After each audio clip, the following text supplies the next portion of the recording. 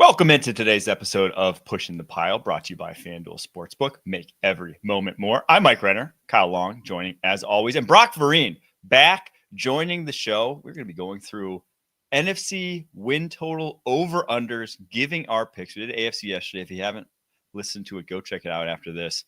But boys, did we all listen to Taylor Swift on the Kelsey podcast? What were our initial thoughts? I know we all listened to the whole thing, right?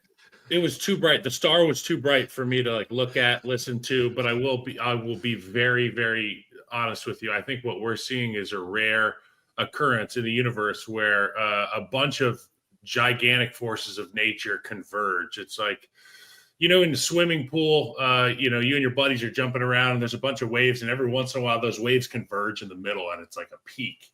And you get that water droplet that goes up. When I think about Taylor Swift, Travis Kelce, Jason Kelce, the National Football League, all being in this perfect storm, it's just like, I don't think I've ever seen star power harnessed in the way that it's harnessed by the Kelces and by Taylor. For her to announce her album on their podcast, and Travis is sitting there holding the album like a little kid on Christmas morning. It's really cool. And I'm not one of those people that's pissed off that Taylor Swift's on our screen all the time. I mean, she's one of the biggest stars that I've ever witnessed. But I've taken note of the fact that they have taken over, whether it's the Monday Night Football broadcast or any coverage of the Chiefs. Taylor Swift, she's everywhere. We can't escape it, guys. Just accept it. We live in this world now. You'll be a lot happier. And her music's pretty good.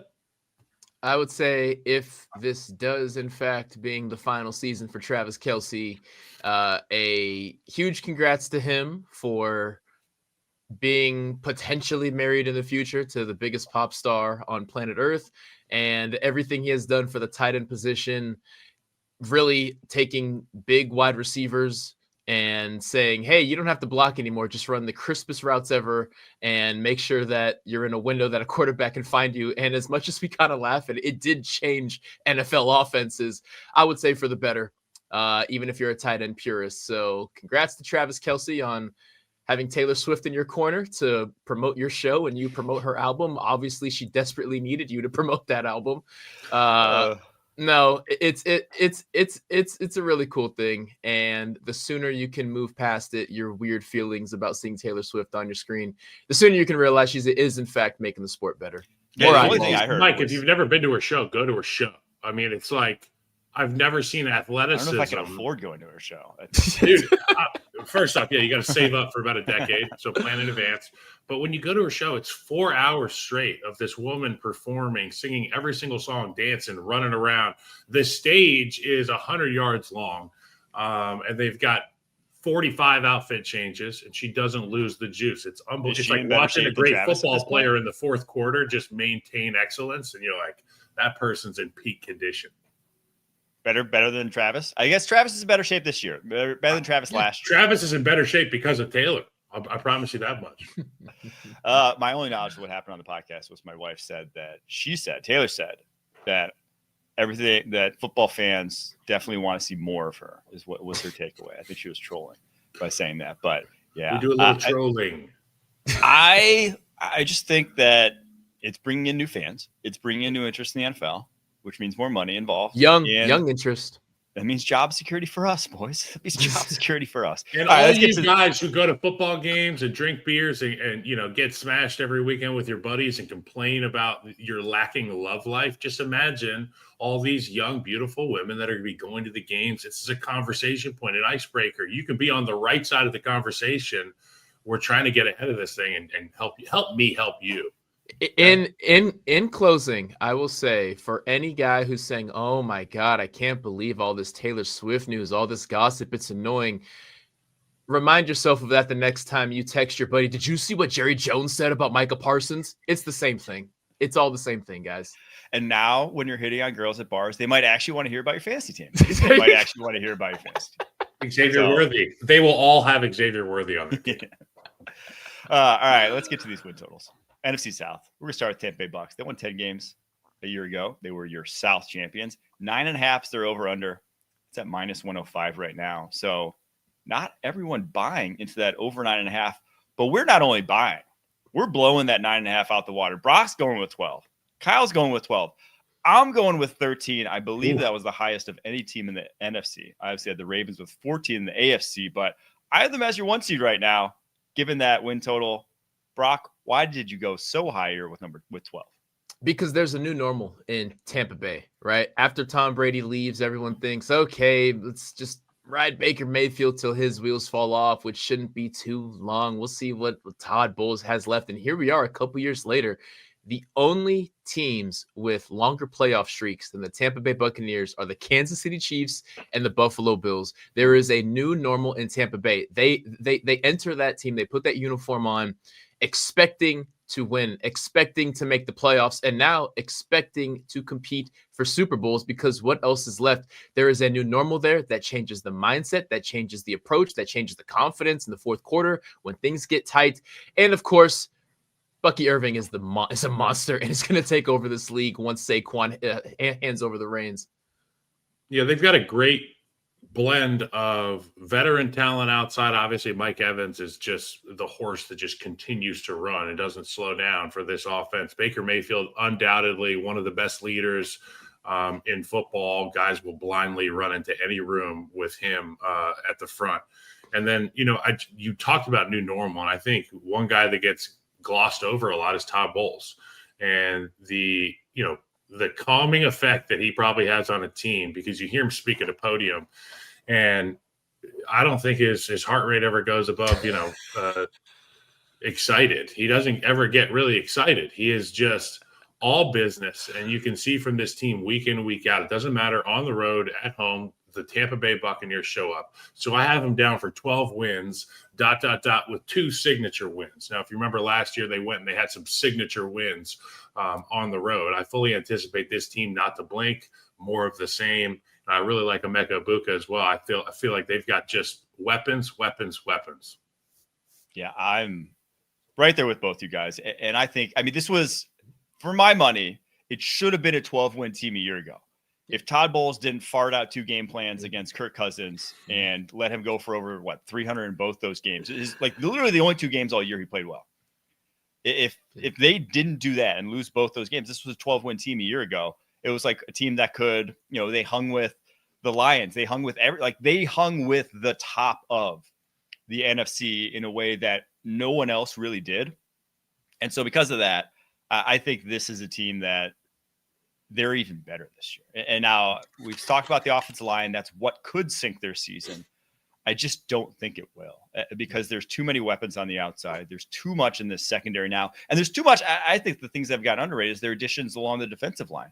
They now have a defensive line that goes 2 units deep in terms of guys that can get after the passer. And that's kind of what it takes to be that consistently dominant defense. So for all those reasons, big fan of the Bucs. And then the cherry on top is just easy division. This is not.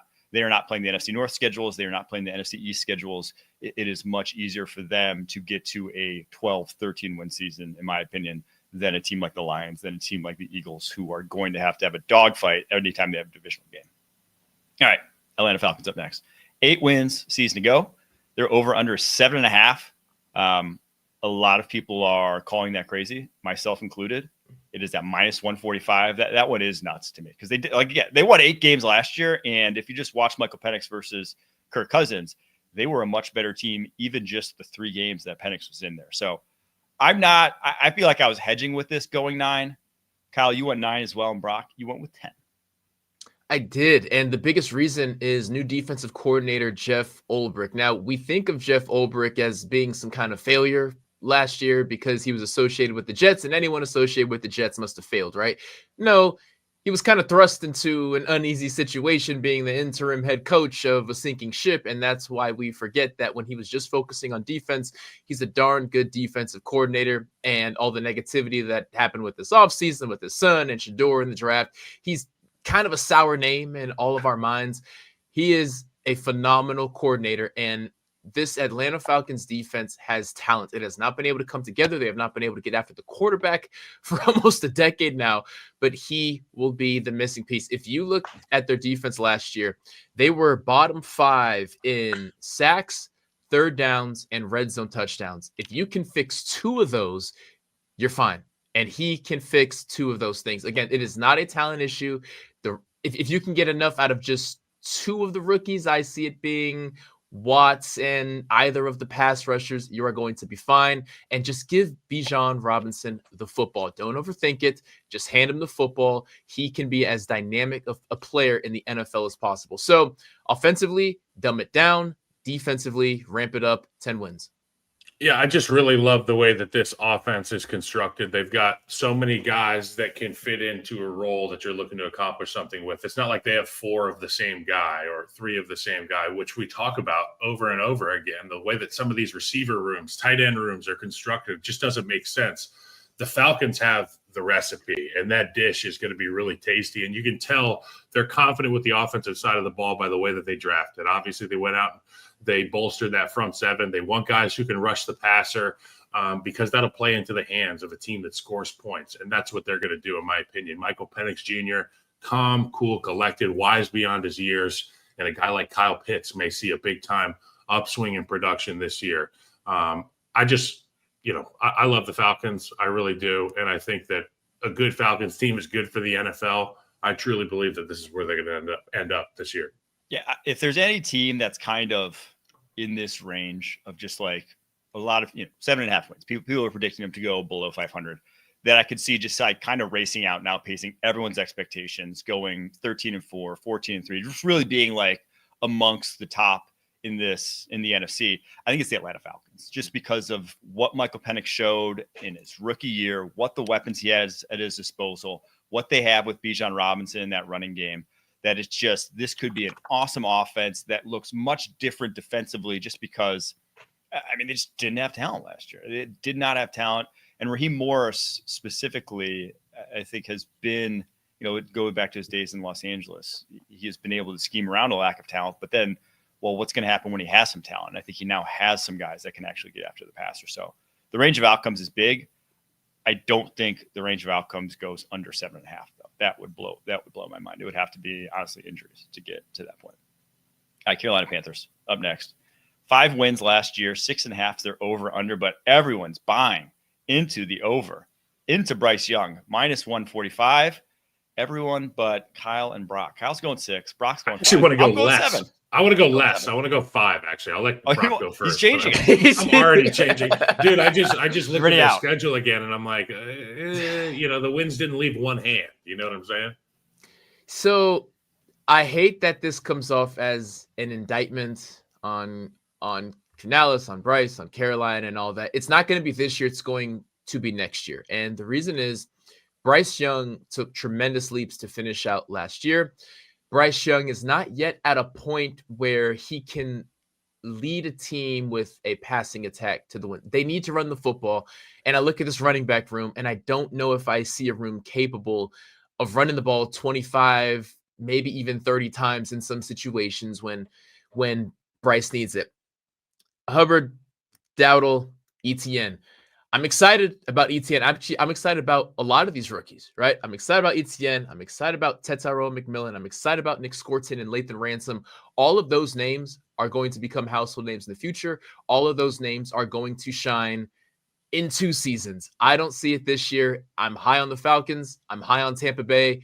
They got to beat somebody, and I see them both going 2-0 against Carolina.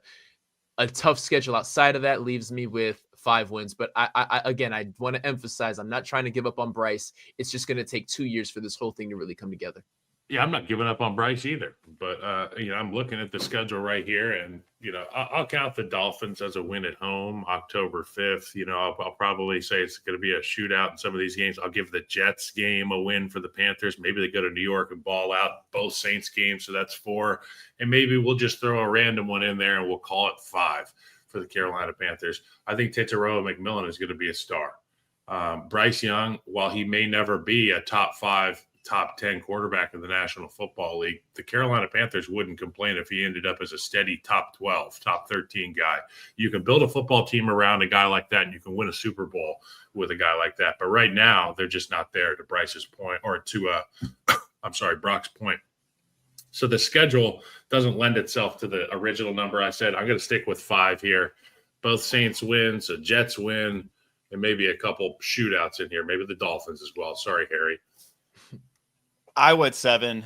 but there's just no way I would ever bet the over on this. I especially minus 145 because and I went 7 because I think Bryce, I think he's got enough. I think he's got enough that he could flourish and be the guy I thought he was going to be coming out of Alabama. But this defense still isn't good. It just isn't good. This defense, they can't rush the passer. They do not have guys that can rush the passer off the edge right now. Their best guys, they're kind of like in the same boat as the Falcons, where it's like, hey, we're relying on 2 rookies. And unlike the Falcons, their rookies are second and third rounders, not 2 first rounders to get after the passer. So I just Turk Wharton, good nickel interior rusher that they signed, but he's not an edge guy. And when you think rush, you're thinking about caving in the edges or attacking the edges. Yeah, you have They're to. They're going to have some wins, but it's not going to be traditional. Very few teams have been able to get by. But unless you have an Aaron Donald, you need edge guy. Like that's where your pressure comes from more often than not, consistently. Turk, a great addition. Don't get me wrong, but their edge guys are DJ Wanham right now. Dick Scorton, obviously Prince Liam and Mielin, Patrick Jones. This is not an edge group that is inspiring confidence in me. So for that, I went 7, but I definitely wouldn't bet over 7. Saints, last one in the division here. 5 wins a year ago. Their over-under's 4.5. Oof. People are loving it, though. They are tied for the most juice to the over in the NFL. It's minus 150 to bet that over, and none of us are betting the over. I'm going 3. Kyle went 4, and Brock, you went 4 as well. I'm going 4, and it's because the man in that graphic right there, Alvin Kamara, can't do everything. And he's going to have to do everything because somehow, once again, the Saints quarterback position is up in the air. Of course, they thought Derek Carr was going to be the quarterback of the future.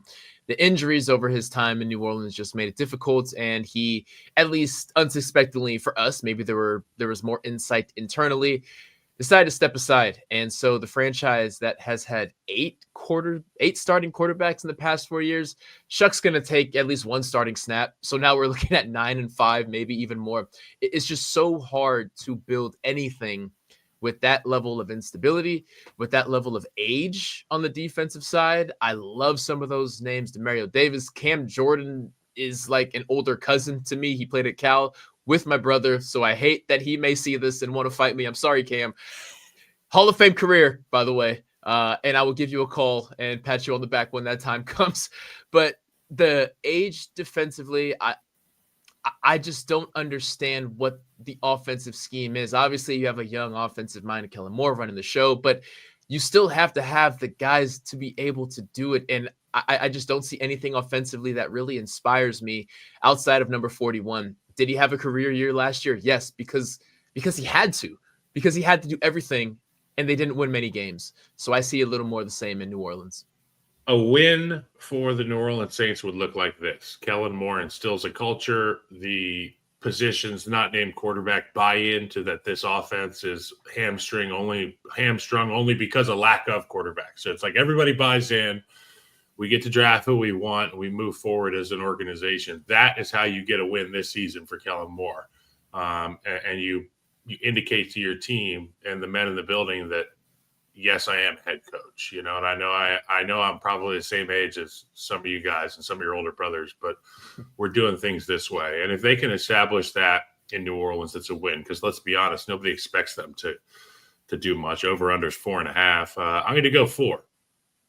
I just feel like it's going to be an uphill battle all year. I've been on teams where that the end is near for a lot of the roster, and they put themselves in this position contractually with a lot of guys. And Mike's covered that at length. I feel bad for the Saints, and this is going to be one of those years for guys like Cam Jordan who are looking to get to like Von Miller in career sack numbers. Let's hope that the Saints have the lead enough or are in ball games enough to where people are passing, and guys like Cam Jordan can put the cherry on top of a Hall of Fame career.